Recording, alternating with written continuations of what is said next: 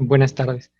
Agradecerles a los organizadores de este séptimo curso que justamente trata de la inmunología y vamos a dar un enfoque fundamentalmente clínico al tema que me corresponde. En este caso hablaremos de las inmunodeficiencias primarias y secundarias. Nuestros objetivos entonces van a ser conocer estos dos tipos de defectos o de inmunodeficiencias. En este caso, las infecciones recurrentes son el común denominador de los problemas asociados a alteraciones o defectos del sistema inmunitario. En el caso de los niños, tienen características especiales, como son infecciones de mayor tiempo, de mayor frecuencia y de mayor severidad. Cuando se presentan infecciones recurrentes, lo más frecuente observado a descartar por el personal médico es de poder descartar enfermedades según la localización, según el órgano afectado. En este caso, cuando las infecciones son localizadas, deberíamos de considerar descartar alergias, en primer lugar, una rinitis, un asma bronquial, o alteraciones anatómicas, llámese una malformación bronquial que puede condicionar una neumonía recurrente en un solo segmento pulmonar. Luego de pasado este proceso, podemos guiarnos en una segunda etapa a sospechar un defecto inmunitario primario en niños pequeños, llámese niños lactantes, ¿no? Menores de 5 años, que sufren de infecciones recurrentes asociadas a bacterias. Corresponde también el protocolo básico, ¿no?, que se practica habitualmente con un exhaustivo dato clínico, un examen físico minucioso y exámenes de laboratorios de acuerdo a estos datos dirigidos hacia valorar o evaluar, por ejemplo, las funciones de linfocitos, en donde podemos agrupar el 75% de los defectos inmunitarios. Pruebas cuantitativas y pruebas cualitativas nos van a ayudar a poder evaluar la cantidad de elementos en nuestro sistema inmunitario y valorar la calidad o función de estos elementos, de estas células o de las citocinas que estas células pueden producir. Aquí abajo destacamos sobre todo de rutina estos exámenes que ustedes ven aquí, pero sobre todo valorar siempre el tipo de germen que vamos a encontrar, ¿no? Y esto, gracias a los cultivos, de una manera apropiada, podemos inducir si tenemos un neumocistis jirovecii, por ejemplo, que este paciente puede tener algún defecto inmunitario primario o secundario. En segundo lugar, aquí tenemos un esquema similar al anterior. Sin embargo, cuando tenemos a un paciente adulto con infecciones recurrentes, debemos de valorar sobre todo alteraciones anatómicas y enfermedades subyacentes, ¿no? La característica ya secundaria en los adultos es más frecuente que en los niños, y los defectos inmunitarios, por lo tanto, primarios, van a ser más alejados.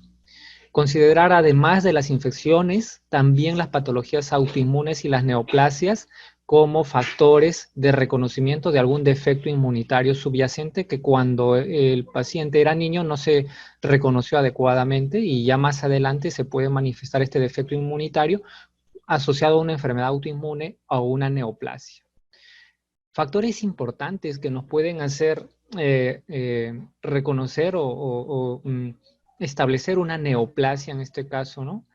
A reconocer a valorar la función de vigilancia inmunitaria para poder controlar neoplasias o células que están aberrantes, ¿no? Entonces la vigilancia inmunitaria es muy importante en estas enfermedades malignas. La predisposición genética ahora se está dando mayor importancia, ¿no? El mayor conocimiento nos ayuda a establecer que factores genéticos alterados primarios pueden predisponernos a enfermedades neoplásicas y también a una disfunción del sistema inmunitario asociado a esta. La sensibilidad a radiación también es otro de los factores que nos pueden condicionar un defecto neoplásico, pero también asociado a un defecto inmunitario. Y el aclaramiento viral alterado, recordemos que, por ejemplo, el virus Epstein-Barr, que no es bien eliminado, pueden ser condicionante de una linfoproliferación y una enfermedad neoplásica asociada. Vamos a hablar un poco de las inmunodeficiencias secundarias asociadas a tratamientos biológicos, ¿no? En este caso, las inmunodeficiencias son condicionadas por, una, por un uso de factores de anticuerpos específicos que van a bloquear un receptor, que van a bloquear una interleucina o un factor producido por nuestro sistema inmunitario. Y este bloqueo condiciona en un extremo un funcionamiento aberrante, un funcionamiento alterado de nuestro sistema inmunitario. Entonces, inhibiendo la función inmunológica, aumenta el potencial de estos efectos adversos como las infecciones, enfermedades malignas secundarias también al uso de estos agentes biológicos, o enfermedades también autoinmunes, ¿no?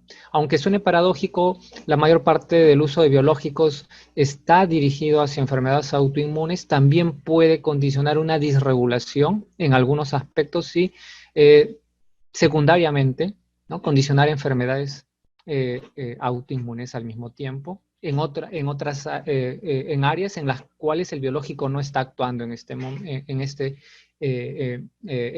manera primaria, ¿no? Entonces, en la red inmunitaria, funcionalmente, estos biológicos no son tan específicos. Recordemos que los biológicos, en teoría, son anticuerpos dirigidos contra una sola molécula, contra un solo antígeno. Sin embargo, van a tener asociados otros efectos de depresión inmunitaria, ¿no? Aquí vamos a recordar o recapitular algunos de ellos. Por ejemplo, agentes biológicos que inhiben los linfocitos B, como el rituximab, ¿no? Que es muy conocido.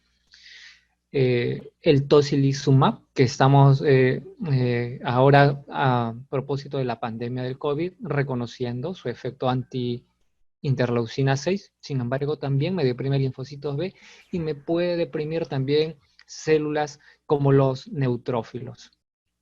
Y más abajo tenemos ya inhibidores de las quinasas, que son moléculas mucho más pequeñas, más económicas en algunos casos, pero que también nos pueden producir además depresión de los linfocitos B.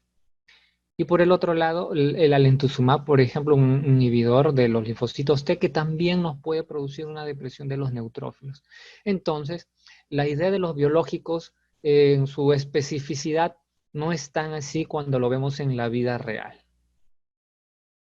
Otro de los factores importantes que debemos de reconocer en las inmunodeficiencias secundarias en un país como el nuestro es la desnutrición. La anemia, por ejemplo, es un indicador de desnutrición y aquí vemos una evolución en una década en nuestro país. Se ha mejorado los índices de la desnutrición, sin embargo, estamos también en una transición de una malnutrición, de una desnutrición a una obesidad en algunos casos. Y esta pandemia nos está mostrando que la gran mortalidad que se viene presentando en las personas obesas, pues en un estado de inmunodeficiencia de alguna manera secundaria y selectiva para algunos gérmenes en específico, ¿no? Entonces, la desnutrición y la obesidad van a condicionar una inmunodeficiencia secundaria.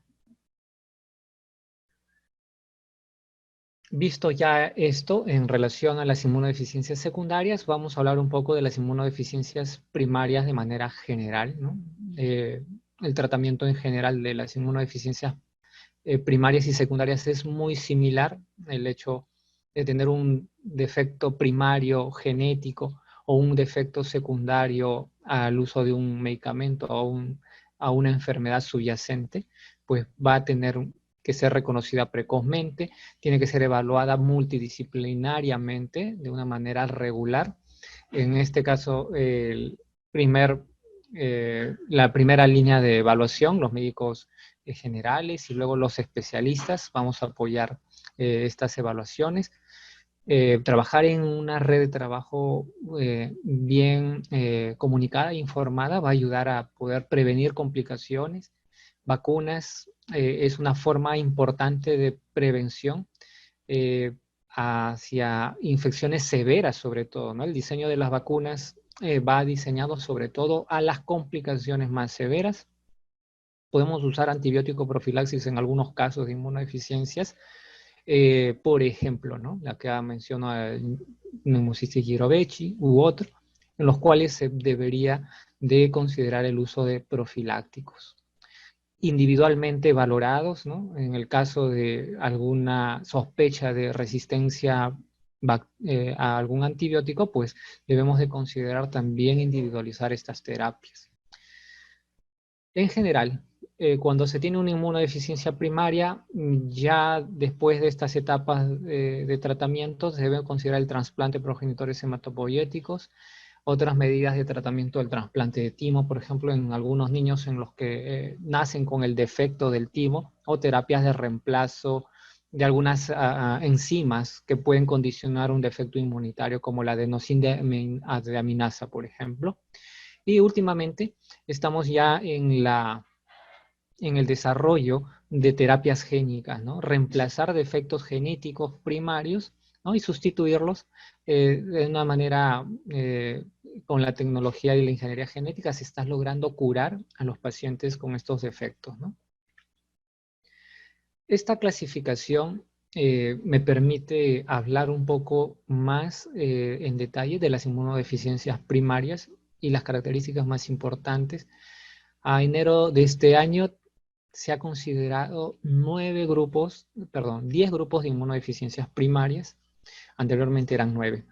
Entonces, vamos a detallar un poco de lo que se trata.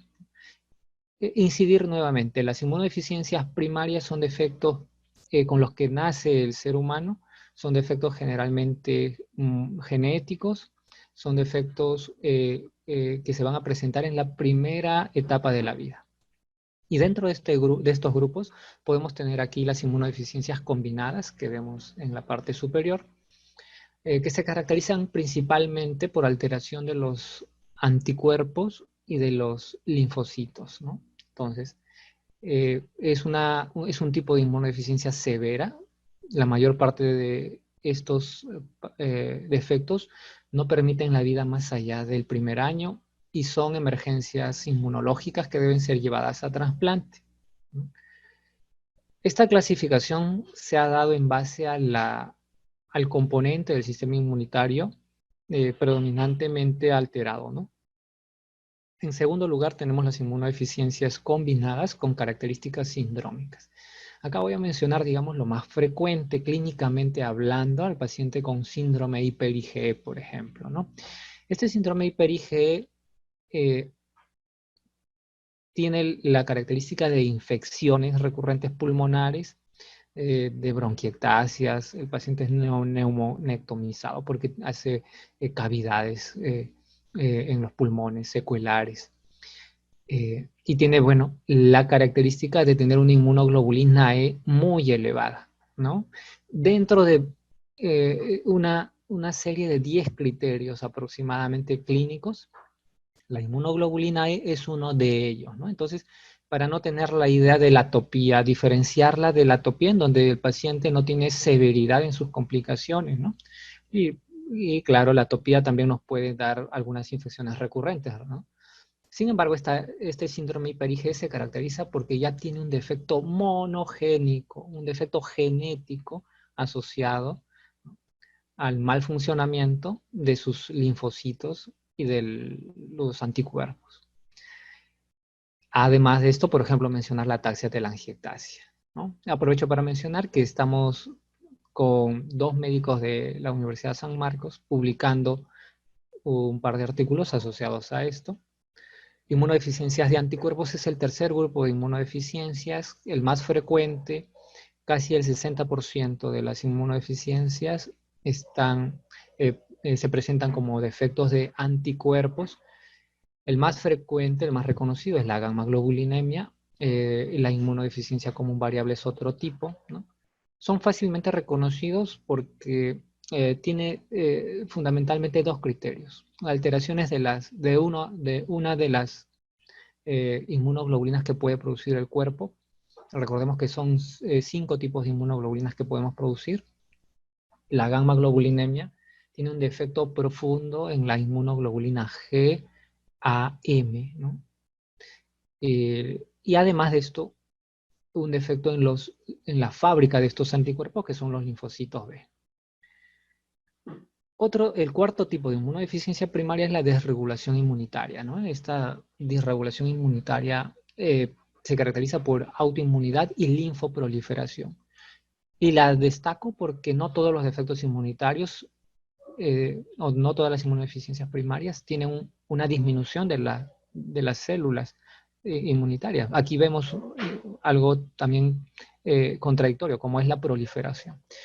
El quinto tipo, las alteraciones de los fagocitos, en estos casos los neutrófilos, que uno de los defectos más frecuentes son las neutropenias, alteraciones de la inmunidad innata, receptores tipo TOL, es un tema que hablaron el día lunes. Alteraciones autoinflamatorias, en donde se caracteriza porque el paciente presenta fiebres recurrentes. Una de las moléculas que produce fiebre es la interleucina 1 y se puede medir, ¿no? Entonces es una característica, es un dato de laboratorio importante. Alteraciones del sistema del complemento, ¿no? Alteraciones del complemento es el octavo grupo de las inmunodeficiencias primarias, y podemos evaluar este sistema del complemento a través de la cuantificación del complemento 3, del complemento 4, del complemento 1. Recordemos que son 11 tipos de complementos. El noveno tipo agrupa la insuficiencia de médula ósea, entre ellos, por ejemplo, la anemia de Fanconi. Y el último grupo, el grupo de las fenocopias, que son defectos inmunitarios por mutaciones no germinales. Son mutaciones somáticas y pueden caracterizarse también por producción de autoanticuerpos. Es una forma de producir anticuerpos que bloquean el funcionamiento de ciertas células inmunitarias. Aquí voy a hablar un poco de del tratamiento general con antibiótico profilaxis, ¿no? Los antibióticos profilácticos, he querido solamente destacar lo más importante, ¿no? En la experiencia clínica que tenemos en niños con defectos inmunitarios, vemos con mucha frecuencia la candidiasis oral, por ejemplo, y usamos fluconazol de una manera prolongada. ¿Por qué? Estos defectos inmunitarios primarios no pueden curarse, entonces debemos usar el antibiótico como una forma de sustituir estos antifúngicos naturales. No pueden producirlo los pacientes y lo podemos aportar nosotros. Para aspergillus de la misma manera, podemos usar itroconazol, herpes, aciclovir, estreptococos, acitromicina, por ejemplo. Usamos sulfametoxazol trimetoprim para estafilococo, gram negativos, y en segunda línea amoxicilina y amoxicilina clavulanato. El tratamiento de las inmunodeficiencias, en algunos casos hemos visto que algunos tipos de inmunodeficiencias van con autoinmunidad y podemos usar también bloqueadores o tratamientos biológicos para autoinmunidad. Aunque suene controversial, en un paciente inmunodeficiente usar un biológico bloqueador, ¿no? Es posible. Por ejemplo, estamos usando etanercept en un paciente con una sospecha de una sobreproducción de factor de necrosis tumoral. Entonces, este paciente ha mejorado sus síntomas de piel sobre todo y la producción de fiebre recurrente. Tenemos pacientes en los que podemos usar abatacept, que es un inhibidor de la CTLA, ¿no? Del CTLA4. Entonces, podemos usar uno de los biológicos más de las inmunoterapias más frecuentes, los corticoides, ¿no? Las usamos en pacientes que hacen lesiones granulomatosas, ¿no? Para poder regular el sobrefuncionamiento de una estirpe celular. La ciclosporina la usamos con cierta frecuencia en pacientes con hemofagocitosis histiocítica familiar y también en pacientes que tienen problemas de sobrefuncionamiento de los linfocitos T. Sirolimus es otro de los medicamentos que también estamos usando para poder regular el funcionamiento, la producción de proliferación de linfocitos. Producción de linfocitos que está muy sobreagregada, muy manifestada, que muchas veces van con adenomegalias o hepatoesplenomegalia, ¿no? El micofenolato es un medicamento que también puede ayudarnos a regular el funcionamiento inmunitario en ciertas inmunodeficiencias primarias con desórdenes autoinmunes y linfoproliferativos. Finalmente, quiero detallar algunos aspectos del laboratorio, ¿no? Después de hablar de la clínica, ¿no?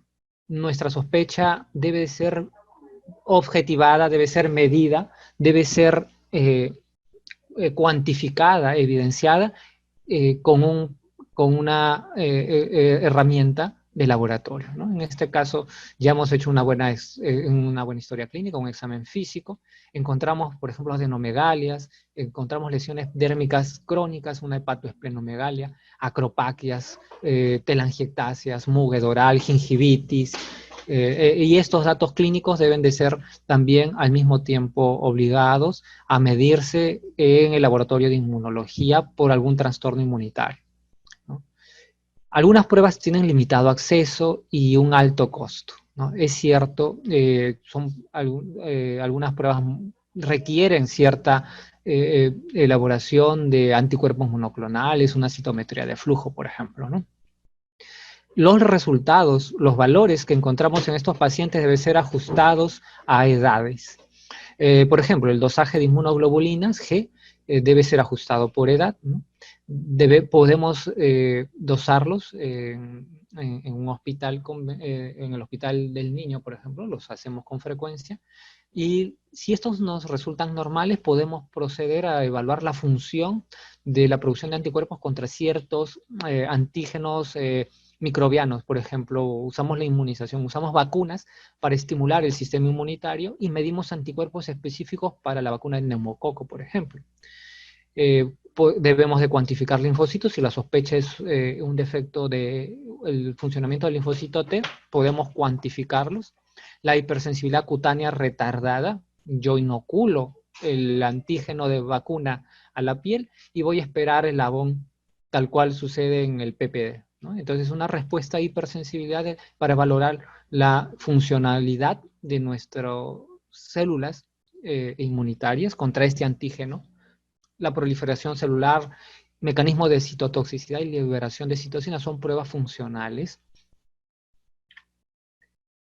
La evaluación de la cantidad y función de los fagocitos también es otro de las áreas que debemos de valorar en una inmunodeficiencia primaria.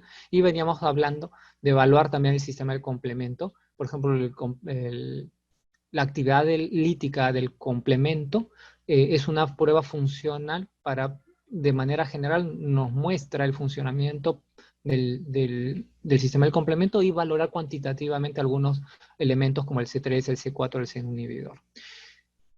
Y después de todas estas herramientas diagnósticas, la tecnología nos trae ahora el secuenciamiento de nueva generación en estudios genéticos por paneles genéticos asociados a defectos inmunitarios, o el secuenciamiento de todo el genoma o de todo el exoma, ¿no? Y entonces esto nos va a ayudar a poder confirmar el defecto inmunitario que nosotros sospechamos, y en ese estudio funcional es un estudio que tiene un alto costo actualmente y que probablemente con el transcurrir del tiempo pueda disminuir en ello, haciéndolas más accesibles. Quiero terminar mencionando algunas conclusiones, ¿no? Todos los seres vivos somos inmunodeficientes, felizmente, la mayoría somos inmunodeficientes transitorios, Gracias a que nuestro sistema inmunitario se desarrolla y va madurando, mejoramos el funcionamiento de este. Las infecciones son retos inmunitarios naturales que nos ayudan a mejorar el funcionamiento de nuestro sistema inmune. Hoy tenemos el reto como especie, como humanidad, de enfrentarnos frente a este coronavirus 19. Y como este reto nos está mostrando que como nuestras deficiencias como especie, nuestras deficiencias algunas veces primarias, y yo creo que nos muestra algunas deficiencias secundarias. Algunas personas no pueden llegar a desarrollar una inmunidad natural fuerte y adecuada para poder controlar esta infección. Desarrollamos entonces mejores hábitos de salud de manera personal, social y humana. El mensaje final de esta exposición es que como humanidad debemos de estar siempre atentos a lo básico, que son estos hábitos de salud para poder tener un sistema inmunitario bien funcionante. Agradecer nuevamente a los organizadores y a estas dos instituciones en las cuales me permiten desarrollar la inmunología y desarrollar y compartir la experiencia en esta tarde. Muchas gracias. Doctor, hay algunas preguntas. En la primera pregunta es de Eduardo Bravo, en el que menciona: doctor, buenas tardes. ¿Qué opina acerca del tocilizumab como tratamiento compasivo para el COVID-19 en casos críticos? Bueno, la opinión que tengo es sobre todo lo que se lee y la información que se tiene, ¿no? En realidad puedo transmitirle fundamentalmente eso, ¿no? No tengo una experiencia personal sobre ello. Eh, no es un medicamento nuevo, ¿no? Esto se usa para artritis reumatoide. Es un medicamento que tiene pocos efectos adversos en relación a infecciones, ¿no? Entonces, eh, sin embargo, en la aplicación a COVID no ha tenido los resultados que uno hubiera esperado como se proponía teóricamente, ¿no? Eh, entonces, hablando desde el punto de vista clínico, el doctor Bravo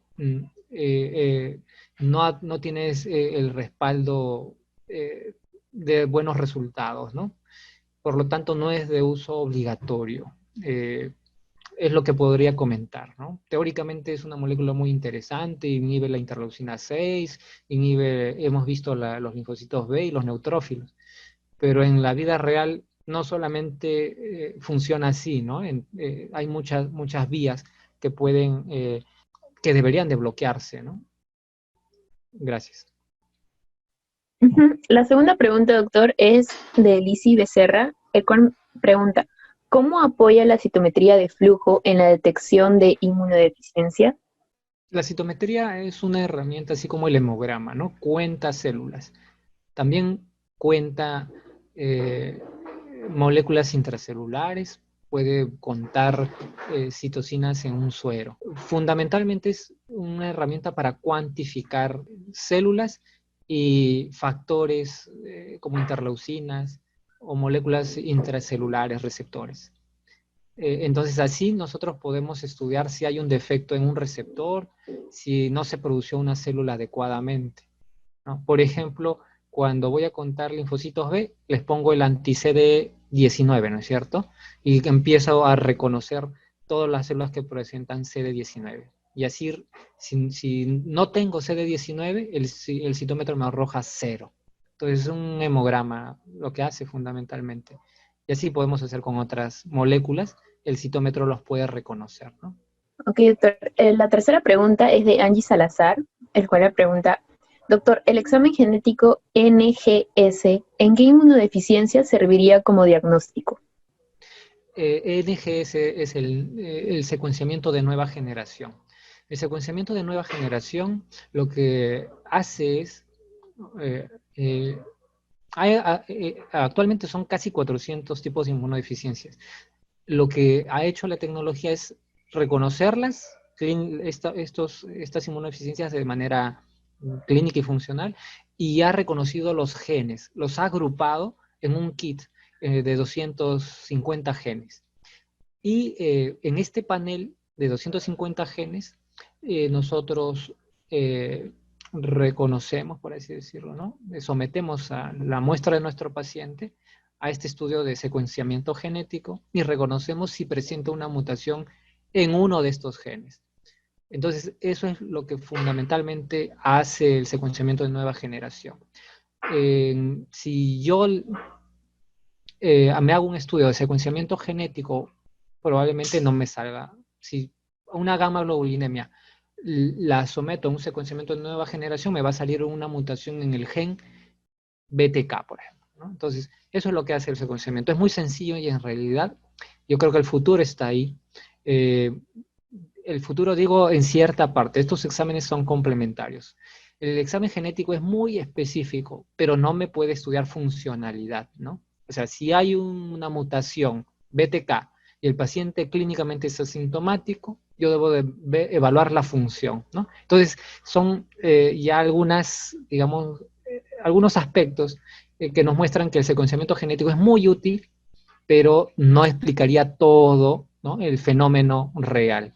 Pero es muy interesante y eso nos va a ayudar, nos está ayudando a diagnosticar rápidamente defectos inmunitarios. Bien, la siguiente pregunta es de Miriam Valencia Rivera, el cual menciona, doctor, muchas gracias por la ponencia. ¿Cuáles serían las inmunodeficiencias más frecuentes vistas en el campo clínico? Lo mencionamos, defectos de anticuerpos, 65% son los defectos de anticuerpos, ¿no? Bien, la última pregunta al parecer es de Carmen Canales, el cual dice, ¿las enfermedades autoinmunes que se desarrollan en la vida adulta tienen alta mortalidad? ¿Es difícil poder tratarlas de acuerdo a los tratamientos dados? Gracias. Las inmunodeficiencias de edad adulta habitualmente son inmunodeficiencias eh, que engloban ya algunas alteraciones autoinmunitarias y neoplasias. En realidad, si permite vivir hasta la edad adulta, no tienen una alta mortalidad. ¿Son difíciles tratarlas? Sí, porque no solamente vamos a tratar la predisposición a infecciones, sino también algunas asociaciones como autoinmunidad y neoplasias. Y entonces sí son complicaciones o son situaciones en las cuales no solamente funciona un antibiótico, sino también algún biológico o algún quimioterápico. Y eso sí podría aumentar la mortalidad.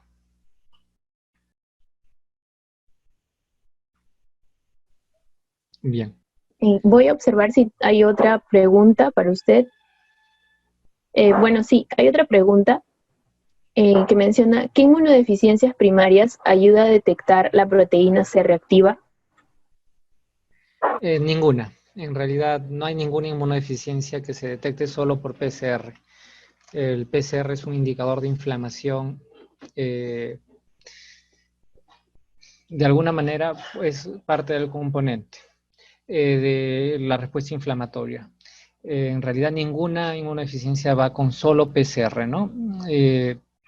Más un indicador de una infección que no se resuelve, podría ser indirectamente, ¿no? Este tiempo, bueno, nos ha quedado corto. Yo le agradezco a la doctora Yasmín Núñez, al doctor Franz Gavino, al equipo, al laboratorio ERCIL que nos está prestando la plataforma, ¿no? A la señorita Miluska Castillo que está siempre apoyando en esta tarea, al señor Mancilla, que es su representante, ¿no? Y a la sociedad de San Fernando y en general la Facultad de Medicina por la invitación. Reitero poder compartir con ustedes la experiencia clínica de la inmunología en los hospitales, ¿no?